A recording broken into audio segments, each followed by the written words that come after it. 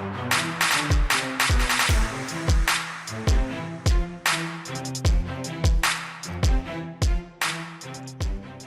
Class, आज हम पढ़ेंगे प्रकाश का परावर्तन। हमने लास्ट क्लास में पढ़ा था प्रकाश की किरण, उससे पहले पढ़ा था प्रकाश क्या है, फिर पढ़ा प्रकाश की किरण, और नेक्स्ट है प्रकाश का परावर्तन। आखिर प्रकाश का परावर्तन क्या है, आइए जानते हैं। जब प्रकाश चलकर किसी चमकदार सतह पर पड़ता है तो वह क्या है, उसी माध्यम में वापस हो जाएगा। क्या हो जाएगा? उसी माध्यम में वापस। या ये कहते हैं परिभाषा रूप में, जब प्रकाश किसी चमकदार सतह से टकराता है तो वह जिस माध्यम में आता है उसी माध्यम में वापस चला जाता है। जिस माध्यम में आता है उसी माध्यम में क्या है, वापस चला जाता है। प्रकाश के ये परिवर्तित होने की घटना ही क्या कहलाएगी? प्रकाश का परावर्तन, रिफ्लेक्शन ऑफ लाइट। मतलब क्या द्वारा? जब प्रकाश किसी चमकदार सतह से टकराता है तो वह जिस माध्यम में आता है उसी माध्यम में वापस लौट जाता है। तो इस प्रकाश के वापस लौटने की घटना को क्या कहेंगे? प्रकाश का परावर्तन, रिफ्लेक्शन ऑफ लाइट। अब कैसे होता है ये रिफ्लेक्शन ऑफ लाइट, इसके विषय में जानेंगे। माना एक ही दर्पण है PQ, माना एक दर्पण PQ है, इस पे एक आपतित किरण, ये आपतित किरण, जो ये किरण आती है, जो प्रकाश से मतलब दर्पण से टकराएगी, वो किरण कहलाएगी हमारी आपतित किरण। जो टकराने के बाद परिवर्तित होगी वो हमारी कौन सी कहलाएगी? परिवर्तित किरण। अब जब आपतित किरण किसी दर्पण से टकराई तो वो जिस माध्यम में आई उसी माध्यम में क्या हो गई? वापिस हो गई, मुड़ गई, मतलब कह सकते हैं। अब जब ये मुड़ी तो इसमें क्या हुआ, हम ये देखेंगे कि इनके बीच में कोई एंगल आएगा। क्या एंगल बनने शुरू होंगे? जैसे एक बीच में हम जो ये पूरा एक कोण बना, इसमें एक मतलब दर्पण अभिलंब खींचा हमने, अभिलंब खींचा। अभिलंब में क्या हुआ? अभिलंब और आपतित किरण के बीच में बनने वाले कोण को हम कौन क्या कहेंगे? आपतन कोण। दूसरा पॉइंट, अब जो अभिलंब है, ये बीच अभिलंब और ये है परावर्तित किरण। परावर्तित किरण और अभिलंब के बीच बनने वाला कोण परावर्तन कोण कहलाएगा। तो ये हुआ हमारा रिफ्लेक्शन ऑफ लाइट। इसके रिफ्लेक्शन ऑफ लाइट के हमारे 2 रूल्स होते हैं, 2 नियम होते हैं। पहला नियम क्या होगा हमारा? आपतित किरण, आपतित किरण और परावर्तित किरण।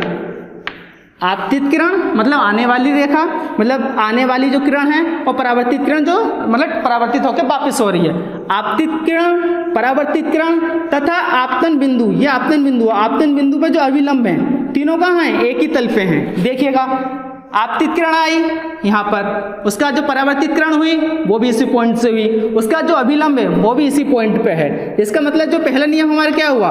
ये आपतित किरण, आपतित किरण, परावर्तित किरण और आप अभिलंब,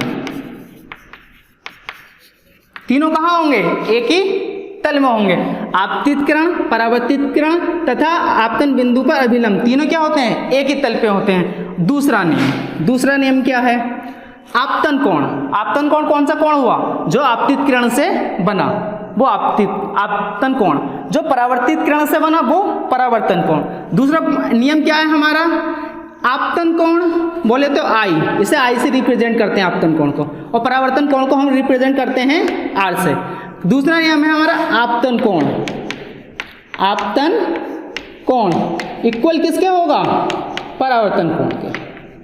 किसके? परावर्तन कोण के।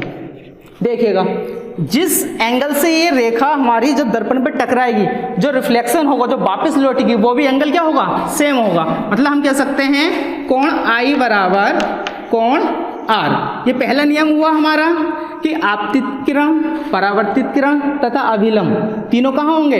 एक ही तल में होंगे, एक ही तल में हैं। दूसरा नियम, आपतन कोण तथा परावर्तन कोण के आपस में क्या होंगे? आपस में बराबर होंगे।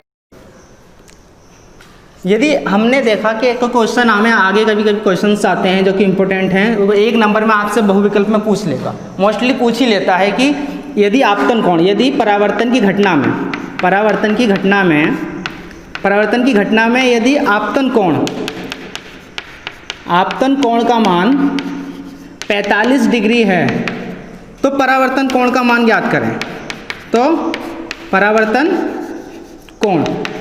कोण का मान ज्ञात करें।